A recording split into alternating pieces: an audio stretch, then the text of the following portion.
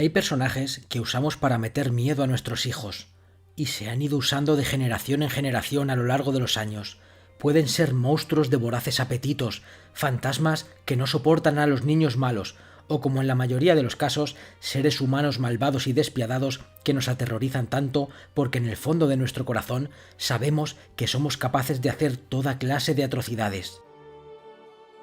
Tenemos el caso del Pelostuertos, el Coco, el Sacamantecas, el Ropavejero, o el protagonista de este caso y quizá el más popular de todos, el Hombre del Saco. Soy Johnny BL y gracias a Miguel, Seila y Rubén que me han cedido un pequeño espacio en su programa Misterios en Viernes en el que os voy a narrar una historia tan cruel como perturbadora, la del Hombre del Saco español, el asesino de Gador.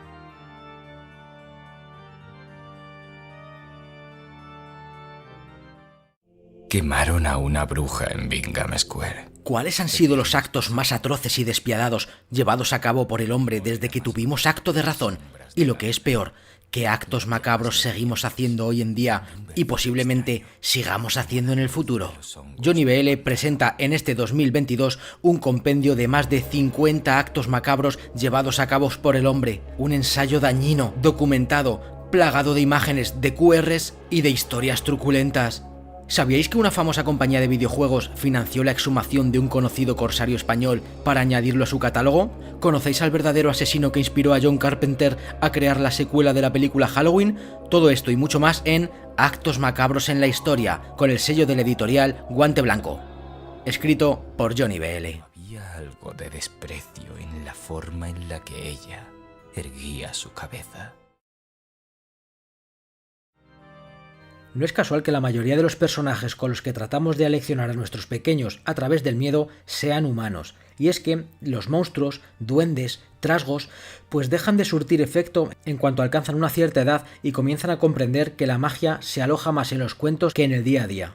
Pero los hombres malvados que raptan niños y los venden o les hacen cosas peores permanecen en su subconsciente por mucho tiempo. Y eso es precisamente las bases reales que componen todas estas leyendas, porque ellos, aún con su corta edad, ya han asimilado que el ser humano es capaz de cometer actos inenarrables.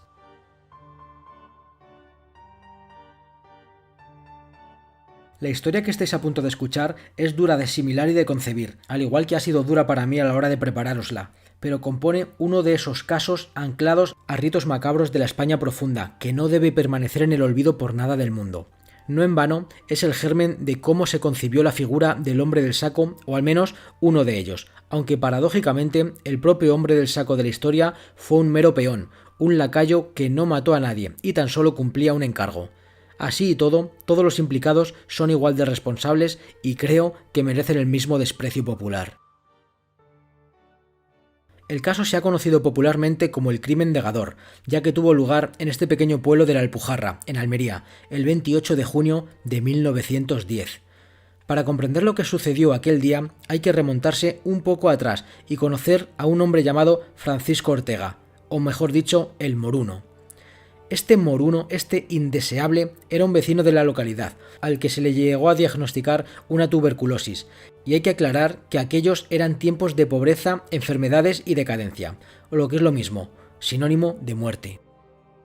La gripe española, sin ir más lejos, acontecería 8 años después, y se convertiría en una de las mayores pandemias de la historia. Bien, pues el moruno era un hombre de mediana edad, unos 55 años, era padre de familia, era muy hipocondríaco y no muy alto de entendederas. Estaba tan desesperado por sanarse de su enfermedad que no dudó en acercarse a un curandero del pueblo, tal y como hacían muchos vecinos por aquella época. Bueno, incluso hoy en día se sigue llevando a cabo. Y es que, como digo, en aquella época de la España profunda, la medicina era muy cara, muy escasa y con muchas limitaciones. A los pequeños pueblos apenas llegaban avances farmacológicos y los medios naturales y la homeopatía estaba mucho mejor vista que los progresos tecnológicos. Además, la sociedad española aún tenía reminiscencias de creencias árabes que se juntaban con creencias tradicionales y mágicas nuestras, y el pensamiento mágico era muy bien recibido en el pueblo español. La curandera en cuestión era Agustina Rodríguez, una señora que en su vida había curado a nadie, aunque los vecinos seguían acudiendo desesperados a ella. Y es que en ocasiones es mejor agarrarse a un clavo ardiendo que dejarse caer sin más. La curandera sabía que no tenía la capacidad de sanar una tuberculosis tan arraigada como la de Francisco, así que le derivó a un barbero local, que también hacía las veces de curandero por la zona. Se llamaba Francisco Leona y fue el principal malhechor de este relato. Francisco Leona Moreno no era una buena persona. Era inteligente, vivaz, longevo y con antecedentes delictivos que ocultaba entre la comunidad. Era primo hermano del alcalde de Gador y se llevaba bien con la clase más pudiente de la zona. Como curandero había coleccionado algunos aciertos y era una persona a priori bien vista a los ojos de todos. No dudó ni un instante en darle una solución en forma de conjuro mágico a cambio de 3.000 reales, unas 5.000 pesetas al cambio. El conjuro decía que debía beber la sangre caliente de un inocente, un niño, y untarse por todo el cuerpo sus mantecas, o lo que es lo mismo, las vísceras y las entrañas. Esta es la razón por la cual a Leona se le atribuyó también el sobrenombre de sacamantecas. Una vez más, observamos que la sangre juega un papel esencial y ejerce de piedra angular en un ritual mágico. Desde tiempos ancestrales se le ha otorgado propiedades o cualidades curativas, regeneradoras o incluso acumulación de energía cuando los guerreros bebían la sangre de sus enemigos caídos en batalla, para así poder adquirir su fuerza. Parece después de todo que al fin y al cabo no somos tan diferentes de los primeros hombres que habitaban la tierra. En el pueblo de Rioja, que era aledaño a Gador, apenas estaba a unos 6 kilómetros monte a través, vivía ajena a toda esa pesadilla que se cernía sobre ellos la familia que habían creado Francisco González Siles y su esposa María Parra Cazorla. Vivían junto a sus 5 hijos de una manera austera pero honrada. El 28 de junio, 2 de los niños, Bernardo y José, decidieron ir a bañarse al río. Eran las 4 de la tarde y el calor propio de la zona invitaba a ello. A medio camino, José, que era el mayor, decidió juntarse con unos amigos de su misma edad y le indicó a su hermano Bernardo que rehiciera sus pasos y volviese a casa junto a su madre. Nunca más volvieron a verle con vida. El niño había desaparecido. Eso era un hecho. La familia decidió mover cielo y tierra y alertar a vecinos, familiares e incluso a la Guardia Civil. Buscaron sin descanso y con el corazón en un puño. La noche se hizo eterna en el monte y el alba de un nuevo día despuntó amargo y pesadumbroso.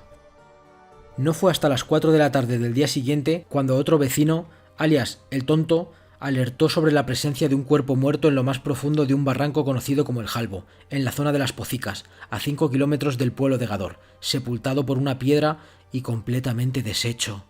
Julio Hernández, el Tonto, que era el hijo de la curandera, es el verdadero hombre del saco, aunque de momento nadie estaba sospechando sobre él. Incluso se tejió una coartada de que estaba cazando perdices cuando se topó inesperadamente con el cuerpo sin vida del muchacho. Argumentos que muy pocos se desgranarían, como veremos a continuación. Otra vecina de Gador confesó a la policía que su hija había sido presa de 2 malhechores que intentaron violarla y secuestrarla en esa zona el día anterior. Poco a poco fueron tirando del hilo y acabaron descubriendo la verdadera historia que por aquel entonces cayó como un jarro de agua fría en la comunidad.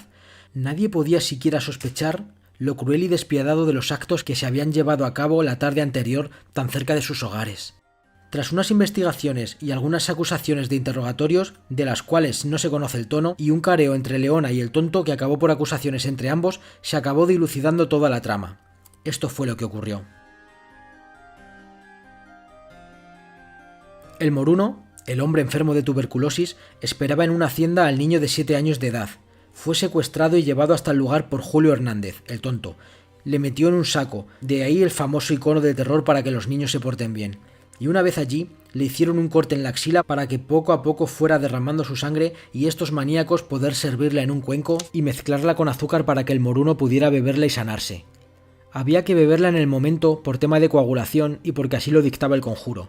Se cuenta que hubo un momento de duda por parte del cliente, pero tras meditarlo, soltó una frase lapidaria y prosiguió con el ritual. «Mi vida es antes que Dios. ¿Qué coño?».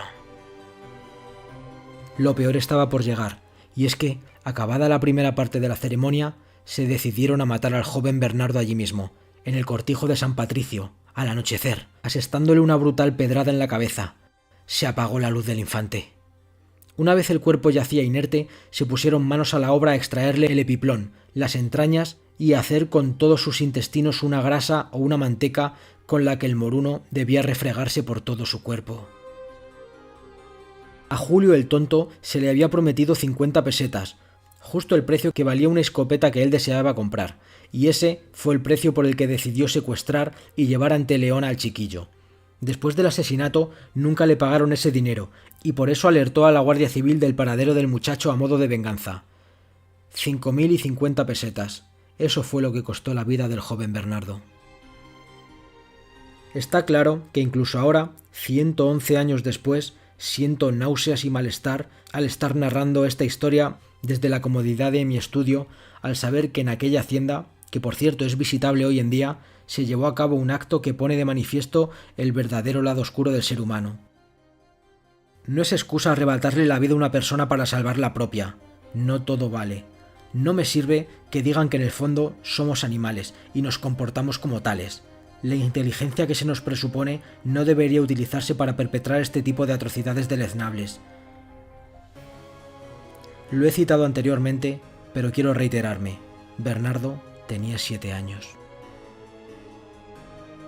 A modo de conclusiones finales y quizá como alivio vengativo, o puede que de alguna manera alguien pueda sentirse reconfortado, expondré los castigos que se impartieron a esta panda de salvajes, aunque particularmente no creo que se le haya hecho justicia al niño de ninguna de las maneras. A Julio Hernández, el tonto, lo dejaron en libertad por enajenación mental. A Francisco Ortega, el moruno, lo condenaron a garrote vil y sanó de su tuberculosis en prisión, paradójicamente.